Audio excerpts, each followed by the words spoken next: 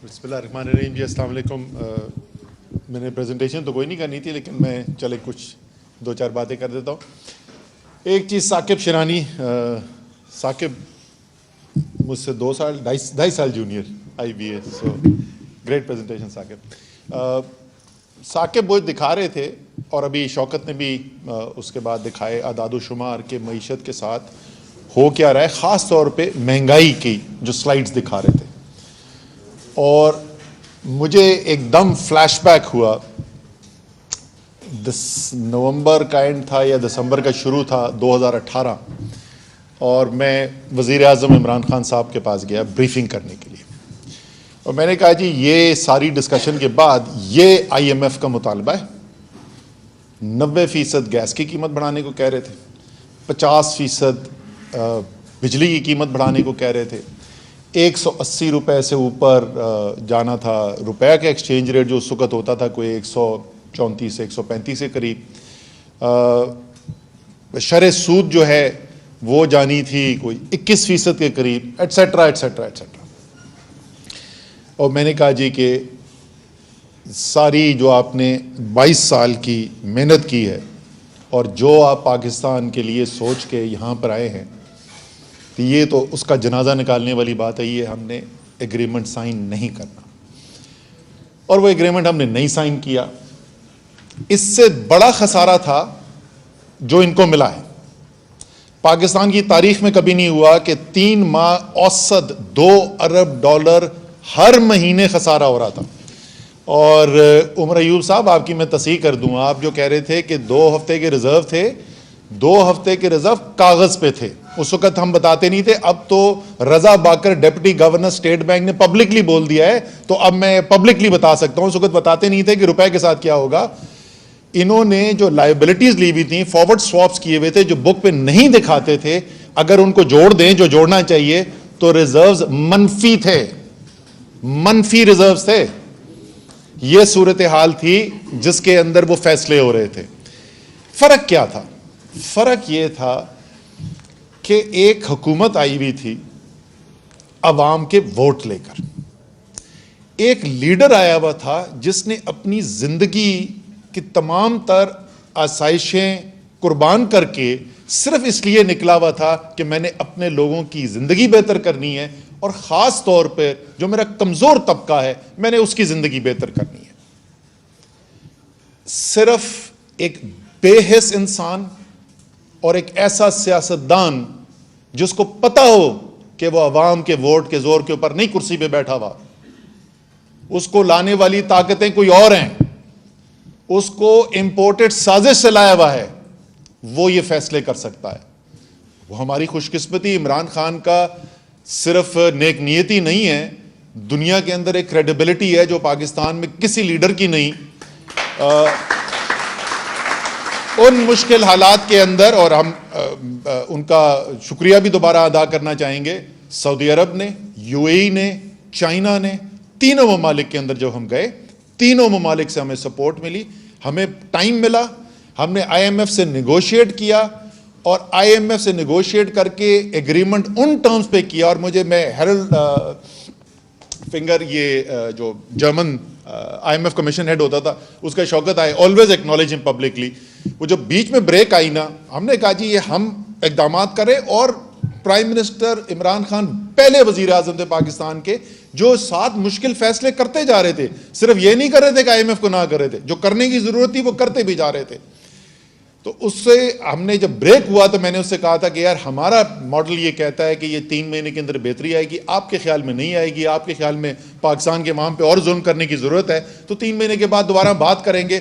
ऐसा thanks to Imran Khan arrange हो गया था उस पीरियड से गुजरने के लिए। और जब हमारी दोबारा ताल्लुक बातचीत शुरू हुई, पहली मीटिंग के अंदर उसने मुझे कहा, you were right and we were wrong. उसने एक्नॉलेज किया। लेकिन अगर आप वजीर आजम की कुर्सी पे पहुंच जाएं और आपको ना ये समझ में आ रही हो कि मैं क्यों यहां पे आ गया हूं, और मुझे किसने इधर बिठा दिया है, और मुझे कितनी देर के लिए बिठा दिया है, तो फिर आप ऐसे ही फैसले करते हैं। और इश्तिहारों में गुजारा और सारी जिंदगी इश्तिहारों में गुजार के एक तो ये तमाम पाकिस्तान के नौजवान है ना, उनसे मैं कहना चाहता हूं कि थोड़ा सा हाथ हौला रखो। शहबाज शरीफ की तो वो टिकटॉक बना बना के इन्होंने मत मार दी है बेचारे को फारिग कर दिया। ये जो हम देख रहे, ये नहीं है कि ये होना ही था, ये साजिश की कीमत अदा कर रही है पाकिस्तान की कौम। ये इंपोर्टेड हुकूमत मुसल्लत होने की कीमत अदा कर रही है कौम। ये उन लोगों को कुर्सी पे बिठाने के लिए जो अवाम की तरफ नहीं देख रहे, उनकी नजरें जो हैं वो पता नहीं वॉशिंगटन लगी हुई हैं या किस तरफ लगी हुई हैं, ये उनके फैसलों की कीमत आप अदा कर रहे हैं। महंगाई की बात कर दी, मैं सिर्फ लोगों को एहसास देने के लिए, क्योंकि ज़्यादातर यहाँ पर लोग जो बैठे हुए हैं वो बेहतर ज़्यादा साहिब सरबत लोग बैठे हुए हैं।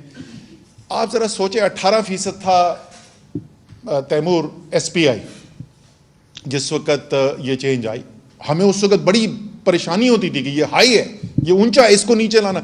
हर हफ्ते वजीर आजम मीटिंग्स खुद चेयर कर रहे हैं कि किस तरीके से इसको कंट्रोल करना है, और इसीलिए वो फैसला किया गया बिजली की कीमत को कम करने का, डीजल की कीमत को कम करने का, क्योंकि एक नजर आ रहा था एक बड़े मुश्किल फेज से गुजरने वाले हैं। 45% SPI है, मतलब क्या है, ये बड़े मुश्किल से होते हैं ना। अगर आपकी माहाना आमदनी 20,000 रुपए है, और हमें पता है आदादो शुमार से कि 20,000 रुपए जिसकी ये साल माहाना आमदनी होती है उसके पास बचत नहीं होती, उसका मुश्किल से गुजारा होता है। जो 20,000 जिसकी आमदनी है उसका खर्चा भी कम से कम 20,000 है। 27% जो ये ज़रूरी अशिया की अफरात ज़र के अंदर इजाफा हुआ है, इसका मतलब ये हुआ कि उसके अखराजात जो हैं वो 5,400 रुपये महीना से बढ़ गए। जब कोविड हुआ था और लोगों की आमदनी कम हुई, हमने प्लानिंग के अंदर जब सर्वेस कराए तो पता चला कि निस्फ आबादी मुल्क की ऐसी थी कि वो जो 3-4 महीने जिसमें बहुत ज़्यादा शदीद असर था कोरोना का, उसके अंदर या उन्होंने अपना खाना पीना कम किया या क्वालिटी कम कर दी। अब मैं सोच के रोंगटे खड़े होते हैं कि ये जो अभी सूरत है, और वो ये 2 महीने और 3 महीने की बात नहीं है, तो हो गया है। आमदनी नहीं बढ़ रही है, अखराजात आपके 20,000 की आमदनी से एकदम से 5-5,500 रुपये महीने के अखराजात पड़ जाए तो आप क्या करेंगे? अगर आप पंजाब और खैबर पख्तूनख्वा वगैरह में रहते हैं, अब इस्लामाबाद में भी, तो चलो सेहत कार्ड से सेहत का आपका मसला जो है थैंक्स टू इमरान खान आपका हल हो जाएगा। लेकिन बच्चों की फीस देनी है, क्या आप बच्चों को स्कूल से उठाएंगे? क्या आप खाने में कमी करेंगे? कितनी मुश्किल फैसले करने पड़ रहे होंगे इस वक्त लोगों को। और इस महंगाई के ऊपर अगला जो फेज़ आने वाला है उसके लिए आप तैयार हो जाएं। बड़ी तेज़ी से मईशत जो है वो स्लो डाउन होती जा रही है, यानी रोज़गार पैदा होने के मौके कम होते जा रहे हैं, बेरोज़गारी साथ बढ़ने जा रही है, ख़तरनाक सूरत हाल जो है वो डेवलप हो रही है। इसके अंदर भी देखें फैसले, आप स्लाइड दिखाई थी अभी आपको शौकत तरीन साहब ने एक, जिसके अंदर ये दिखाया था कि पीपल्स पार्टी की जो हुकूमत थी 2008 से 13, उसमें 14 लाख जो रोज़गार सालाना का इजाफा हुआ। मुस्लिम लीग नून में 11 लाख हुआ सालाना। हालांकि मुस्लिम लीग नून के वक्त में मईशत की तरक्की की रफ्तार ज़्यादा थी, लेकिन वो क्योंकि सारी उनका जो मरकज़ होता है वो अरबपति लोग और बड़े बड़े घराने होते हैं, तो वो चंद हाथों के अंदर उसके फ़वाइद जाते हैं, इसलिए अवाम की तरफ उस जो ज़रा निस्बतन बेहतरी भी हुई रफ्तार में मईशत की, उसका फ़ायदा नहीं पहुंचा।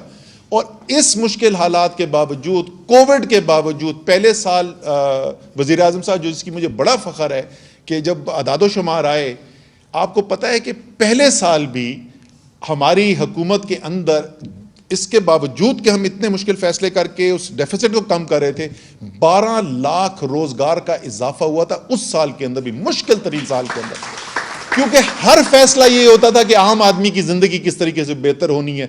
वजीर आज़म जो है वो पहली प्राइम मिनिस्टर की कैबिनेट की मीटिंग थी, उसमें ये कहा था, और उसके बाद बार बार वजीरों को रिपोर्ट क्या देनी पड़ती थी? सिर्फ एक चीज की रिपोर्ट देनी पड़ती थी, ये बताओ कि तुम्हारी वजारत ने क्या फैसला किया है जिससे आम आदमी की जिंदगी जो है वो बेहतर हो रही है। ये सारा मरकज ये था।